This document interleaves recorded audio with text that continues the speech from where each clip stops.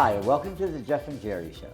My name is Jeff. I'm the Borough Manager of Mount Pleasant, and my co-host, Jerry Lucia, sitting right next to me today, in spirit like always.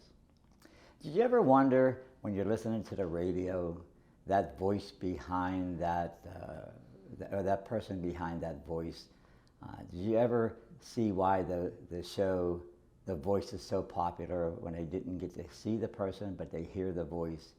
Well, today, I'm going to bring you the voice of the Mount Pleasant Viking football team.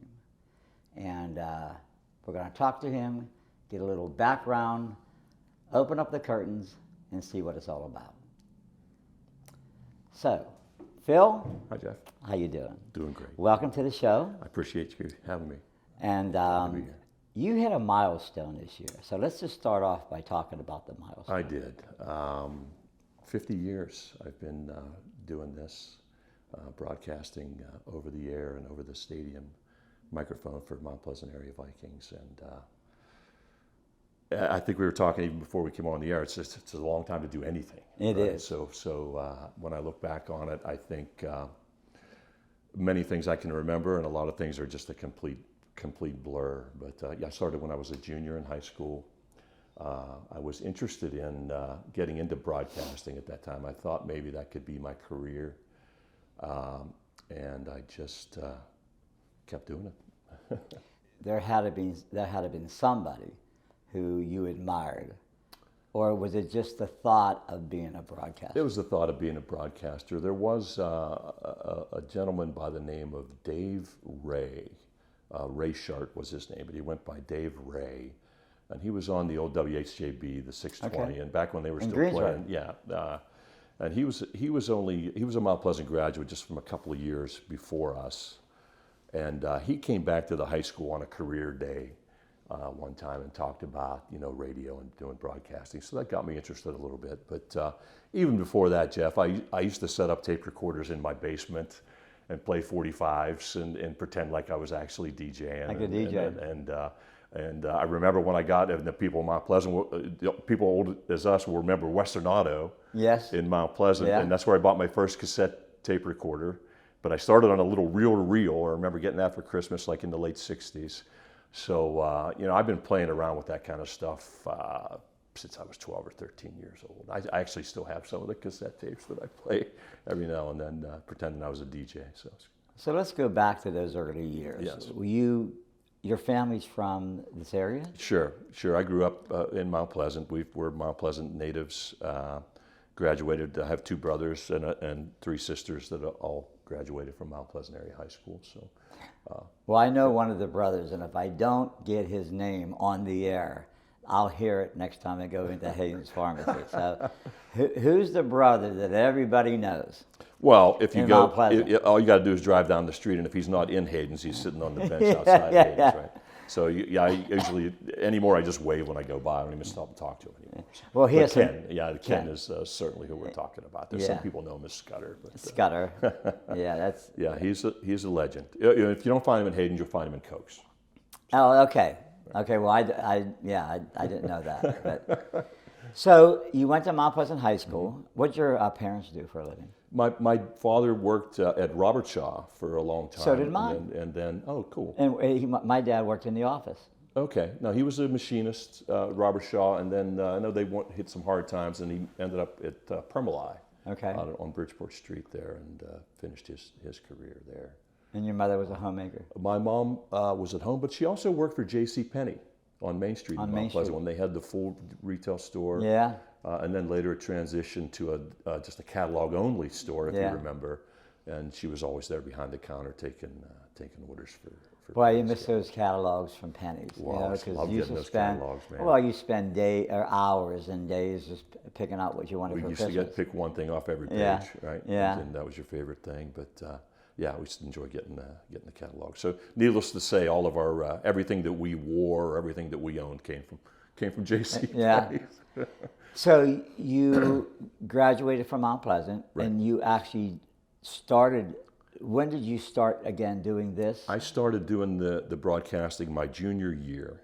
As I said, I was interested in broadcasting, so I went to our guidance counselor asked him what he thought would be a good idea, and he mentioned, "No, just go see the athletic director. They do some announcing at football games and other sporting events." And it was a gentleman by the name of Sam Freed back in the early days. I met athletic Sam. director for many, many years.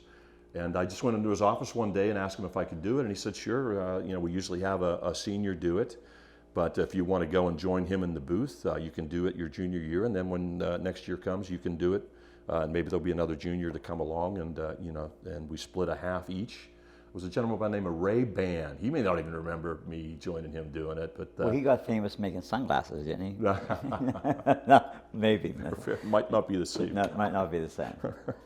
But so I did the first year with him. We did a half each, and then my senior year there actually wasn't a junior that came along, so I ended up doing it my senior year myself. Now remember, we're sitting in this beautiful press box here out at Mount Pleasant Area Stadium, but back then it was Hearst. We were in Norvelt there at the old Hearst Stadium where the junior football program had been for many years, more recently. And it was a far cry from being in this place. This is like a palace compared to, I can still remember, honest to God, Jeff, it was an old rickety wooden press box, and you had to climb up a ladder and literally like open the trap door, which was the floor of the press box. I think I recall seeing that. To get up into where you stood or sat and broadcast the game. And it wasn't very big. There was room for maybe 10 people in there. But it was still a lot of fun. It was still something that I very much enjoyed. What do you remember from that first broadcast? I remember being pretty nervous. About it and wondering if I was going to pronounce names wrong, because you've got parents in the stands, and that's the thing that's most important to them is for their kids after doing all this hard work to get on the team and get on the field is to certainly be recognized when they do something well. So I remember being concerned about that and over-preparing like crazy. I would ask for pronunciations of names. I would go to other coaches or administrators and make sure that I had the names proper. Because I could see names being tough. You get some unpleasant names. Well, some of those Polish and Sure. Slavish names and Italian names. I mean, they can be tough to pronounce. There's a lot of consonants and very few vowels Yeah. in a couple of those, so it's hard to. You want to make sure you get them right. So I do remember that. But other than that, a lot of it really did come and still comes very. It's just easy for me to do. I don't know how to explain it. That's something that I've always just been blessed to have the ability to be able to, whether it get in front of other people in church and singing or lecturing or whatever it is. I've never really had a problem doing that. I just have been blessed with the talent and the ability to be able to do that. Now, you talked about being a DJ or Aspiring. pretending you were being a DJ. Right. Did you ever watch a broadcast of a football game and actually pretend like you were announcing it, turn the sound down, and Sure. Yeah, I have done that. I've tried to do it. It's a lot just easier. last week? It's no. But I remember. I'm a big hockey fan, so it's a lot harder to do hockey. I would bet a lot quicker. You can't really see a lot of the stuff on TV that you can see live. But yeah, I've done that. Sure. It's a lot faster. Mike Lang has to be one of the best. He was great at it, no question. Talking about somebody that you would admire or emulate, Mike Lang certainly. I had a chance to meet him a few times in my younger days, so he's a pro for sure. Now, sometimes announcers, a lot of them have catchphrases. Mike Lang, probably the best one. Yeah, he had a bunch of different ones. Did you ever have one? Did you ever try to have one? Did you ever throw one out there once in a while? I couldn't really call it a catchphrase, but I try to change my inflections when something good happens. If they make if the Vikings make a big gain, and they got an important first down, I will pause and then just quickly say first down and 10 for the Vikings, or just try to change the inflection, or just get people, make sure they're still paying attention and as excited as I am that, that things are going well on the field. But nothing really in terms of, it's not like a radio kind of a situation. You're more or less just kind of delivering news to people and letting them know what's going on, as opposed to maybe you might be leaning a little more toward entertaining if you're doing it on radio or TV as opposed to so you don't look at it as an entertainment factor probably as much as radio does. Not as much, but I do try to, just like we're having this conversation, what I'm hoping that people out there in the stands are feeling like is that I'm sitting right next to them and we're just having the conversation as we're watching the game together. I just happen to be the one that's telling everybody who made the play. But just like I would be telling you if we were sitting together watching a game, did you see that guy make a tackle? I just have to do it in a more sort of official fashion. And I hope that's what people hear when they hear me. And then if I'm doing an announcement, I'll throw a little dig in or just try to make it fun as opposed to just reading, words off a page with an announcement. I know they gave me the menu for the refreshment stand the other day, and one of the things they have on their menu is gourmet hot dogs. So, I don't know how gourmet you can make a hot dog. Yeah. We made it a gourmet hot dog over the PA system. So, things like that. You just try to have fun with it. Now, do you feel part of your responsibility is to hype the crowd a little bit while you're announcing the game, or is that just you're strictly passing the information on? Oh, I think that's a part of the responsibility, and as I said, I try to change my inflection or get excited when it's supposed to be time to get excited, and maybe be a little more subdued when it's time to be a little more subdued. But I think that a PA announcer certainly can influence how the crowd feels and the excitement that's in the air. Sure, I think that's part of it. Sure. Did you ever make any big mistakes? Oh God. How much time? How long is the show? Give me a couple. Give me a couple of mistakes. Oh, just. And probably they don't know you made a mistake. I'm assuming not everybody would know that. You generally cover for it, but it's embarrassing at times to call the wrong number or the wrong name, especially if it's a touchdown play. And there's a 5 and a 6 on the field, and you're thinking it's number 5, but it was number 6, so you might say Smith instead of Jones. And you're saying it with a really excited voice because it's a 50-yard pass for a touchdown. It wasn't Smith, it was Jones. And, and then that's where Ken came in because he spotted for me for a number of years. I was going to say, you have a spotter now. So I would just blame it on him. So that's right. That's right. There's another chance we have a talk about him. But years ago, you probably didn't have a spotter. And years ago, probably there was grass fields versus artificial. That's correct. So if it was muddy, right, you might not be able to see any number. That is very true, and that has happened to the point where you basically just kind of knew the running backs and you knew the quarterback, and you just kind of went from there. Or you knew the linebackers on defense, and you just kind of got used to their style, or maybe how tall they were, or whether they had a wristband on or something. You try to recognize them in another way if you can't make out their number, and just try to do it that way. But now, it's a challenge at times, for sure. I will bet. I know, I've been doing this for 7 years. We spoke earlier about that, and not 50, but 7. And I've had guests that were really good, like today. I mean, then I've had guests who it was tough, and it's like, what do you say next? Well, who were they? Can you tell me? Well, I can't say that. But I forgot about him anyway. But you tell me all the time. but remember that time?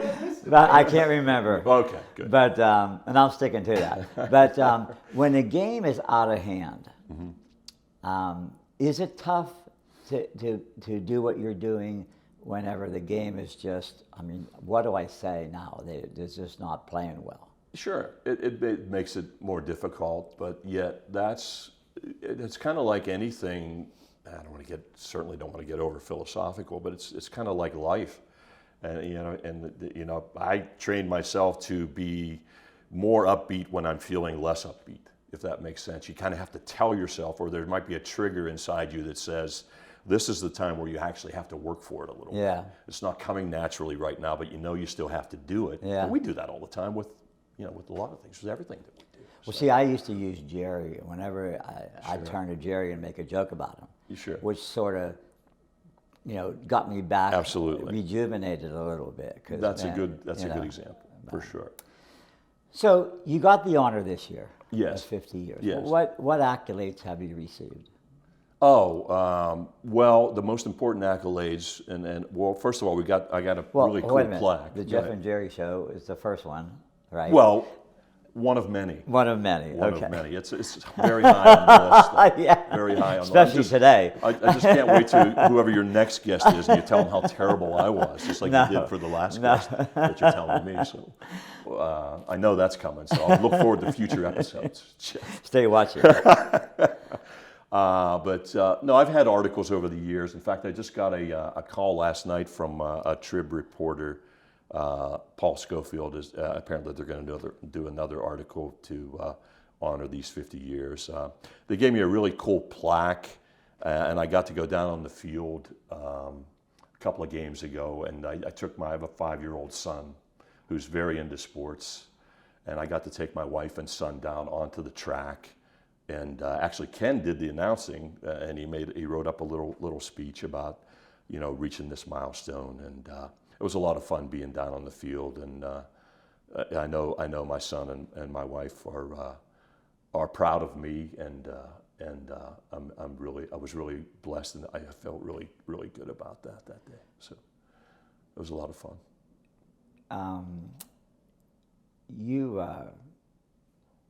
You've done this for 50 years. This might not be the right time to ask it. Sure. Do you see how much longer you're going to be doing this? Well, I've got inspiration. I've got inspiration at home. There was a time when I didn't think I was going to be able to do it anymore, because I retired I worked for Levin Furniture for over 30 years, and I retired from Levin Furniture, and I met this wonderful woman who is now my wife. And she was just graduating from Duquesne Law School and looking for work. And I decided to retire and just told her, wherever you find a job, I'll just go with you. So to make a long story a little bit shorter, we ended up moving to McCain County, which is, for those of you that have never heard of Smethport, I know I never heard of it until the day I moved into my house there. It's about 3.5 hours actually, north of Mount Pleasant, about 3 hours north of Pittsburgh. Just about 30 miles south of the New York border. Yeah, a lot of woods. Right a lot of woods. If you would do a drawback on Google Earth, you would see my house and trees. Green. But so anyway, I was up there for almost 6 years, and we would still come back and make a weekend out of it, because I still have family back here. So it wasn't like I came only for the game, but we were driving back 3.5 hours to make football games on Friday nights for several seasons there. And I looked at her one day and said, this is, I'm sure they could find somebody else. And she said, nope, you're gonna keep going. You're gonna get to 50, and then we're gonna go from there. And here we are. When you're up here, is it chaotic? It can be at times. If there's, I know we had our first round playoff game last week, and the more people that come in here, sometimes there's even more than one other set of broadcasters. So if you have a couple of different radio stations, and they're all kind of right here, and there's no really dividers. So it's a blessing and a curse, because in many ways, there's a lot of other sound and a lot of other activity going on. It gets a little harder to concentrate. But in other ways, if I can't see, or if my spotter didn't see who the ball carrier was, I can listen to that other broadcaster, and he's probably got the answer. That's the trick. So there's a little trick there. So it helps in many ways. But to answer your question, there are times it gets chaotic. We arrive maybe 10, 15, 20 minutes before kickoff, and I usually have both lineups already posted for me, and some nights they're just not there. One of the schools decided to put their lineup in alphabetical order one year instead of numerical order, which made no sense whatsoever. So, you're looking for numbers, right, in numerical order. So that was kind of funny. And then, sometimes they just don't show up at all. So you're scrambling to get, because you want to announce starting lineups, and you want to make sure, as I mentioned much earlier in the broadcast here, you want to get names right and make sure that you're acknowledging the kids that are doing the work on the field. What's the best athlete you've ever seen play while you were broadcasting? Well, there was this actually, while I was broadcasting, I wouldn't want to single out one guy. I know there was several. Rob Holmberg made it to the pros and was in the pros for many years. He played. Did he play linebacker for did. Mount Pleasant He and did. also in the pros, right? He did. Yeah, I believe for the He played, Raiders. and he played for the Raiders. He also, I think, played for Penn State. That's correct. That's correct. So certainly anybody that makes it that far, but gosh, there are so many others. And the other thing that I would allude to there is that, those good teams that came out of the mid '80s there when I graduated in '75, and the culture for football, it was there, but it wasn't quite. It was just another event. And when a gentleman by the name of Bill Elder, a lot of old-time Mount Pleasant folks will remember that name, it just totally not only changed the culture on the field and the quality of the play on the field, but the student body.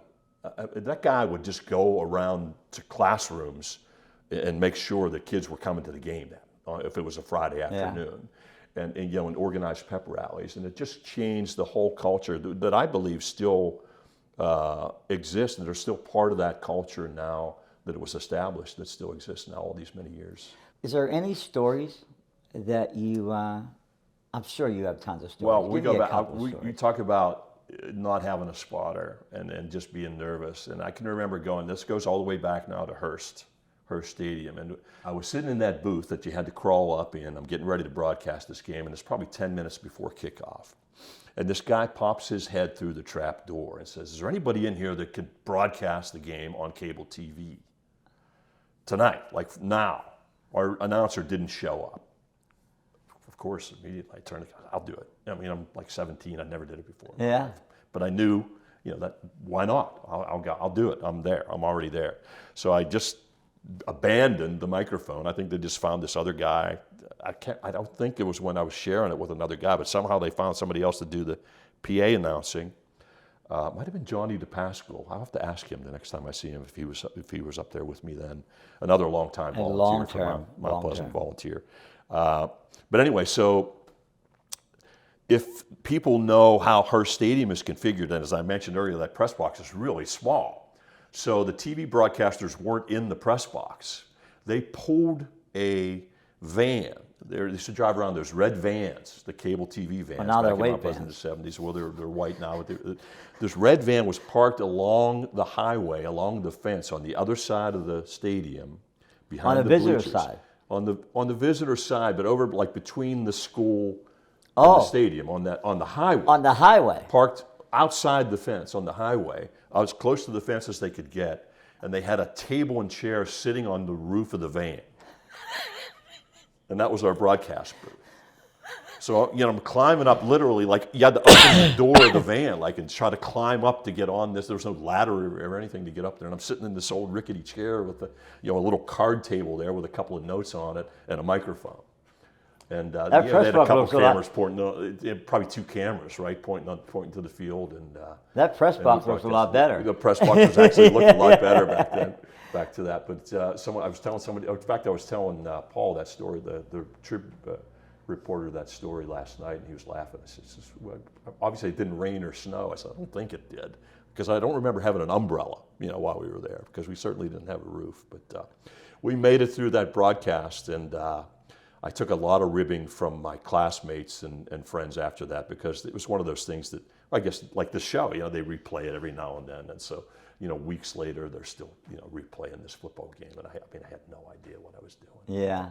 But we made it through, and I remember it still being a lot of fun. But sitting on the roof of a cable TV van in the middle of a highway, broadcasting a football game. So, everybody talks about parents getting involved with their kids. Sure. Did you ever have a parent mad at you Never. for messing up a name? Not once, not ever. And, you talk about the culture and you talk about tradition here at Mount Pleasant area. It's another thing, actually, that keeps me coming back is throughout the years, no matter who the athletic director has been, and they've had some good ones, or the head coach has been, or other administrators that, come up and work the booth and, make sure everybody's in their right place. Any one of those people that I've ever had any contact with for any reason has treated me with nothing but the utmost respect and positive nature. And I know that transcends through the student body and through the parents, And probably the proudest moment I had was, I mentioned they gave me the plaque, and we're down on the field, and Ken was doing the announcing up here until I could get back up to the booth, because they did it at the end of the first quarter. So the game was going on by the time I got back. And the reason it took me so long to get back is I got stopped by probably 30 or 40 people on my way back up to the booth, and people just wanted to say thank you and congratulate me for doing it. And I had my son with me and my wife with me, so it was pretty cool. Do you think Friday night football in Mount Pleasant is at a good period right now? Probably, I don't think it was as good as the elder times. But, Agree. But do you think it's coming back? Or do you think the winning attitude, the winning teams make a difference? I think winning teams do make a difference. I think that people get more interested when there's success, just like any other, sports program that you would follow. But I also, to answer your question, it's certainly not. I mean, there's a hillside in one of the end zones here that was standing room only. You couldn't even get onto the hillside back in some of those games back in the 80s and their big rivalry games. I know there were some big games against Derry and some other teams that were pretty good. But it's still a lot of fun, and there's still a lot of people come here and have a good time. What I've noticed that doesn't happen quite as much as it used to is the parents still come, the friends and family still come, but the community doesn't seem to be as interested as a whole as it was back then. I mean, on Friday night, it was it. You could go through Main Street of Mount Pleasant and down on a skateboard, right? Yeah. Because everybody was here. And the restaurants were packed at the end of the game. Restaurants were packed before the game and after the game, anywhere you went. So that's changed, and I guess that's just everybody's busier and and doing other stuff now. But those are the people that aren't here. Listen, thanks for being on the show. Sure, and my pleasure. I'm going to push for your name to be underneath your section, like they do on those professional press boxes. Okay, I think you should have your name right under where you're at. Okay. I'm okay with that. Okay. He's at the 15, the 10, the 5, into the end zone. Touchdown, Vikings! Now it's your turn to be voice of the Vikings. You get to announce anything you want. It's got to really come from. Got to come from inside. Inside. So, what do you want to say to your adoring fans? Okay, first I want to say, let's get ready to rumble. That's been done. Think of your own. Okay, well, that's close enough. So if I'm watching the field, I might say, Dave Fedora got the ball on the 30. He goes to the 32. He gets tackled for a loss of 3. There you go. It's second down, 13 to go. Vikings set up in a split They're very backfield. good. You subtracted 3 from 10 and made it 2nd and 13. So you're a natural. Ball there to split backfield. Fedora gets the ball again, gets tackled for another loss. This time he tripped. Oh my God!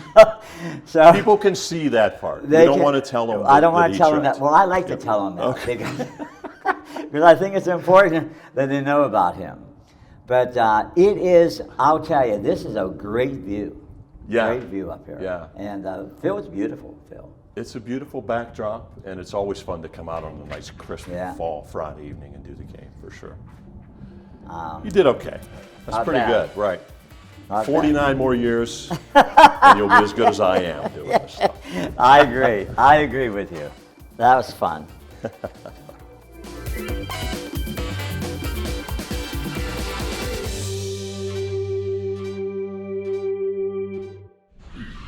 I tripped? Really? I tripped?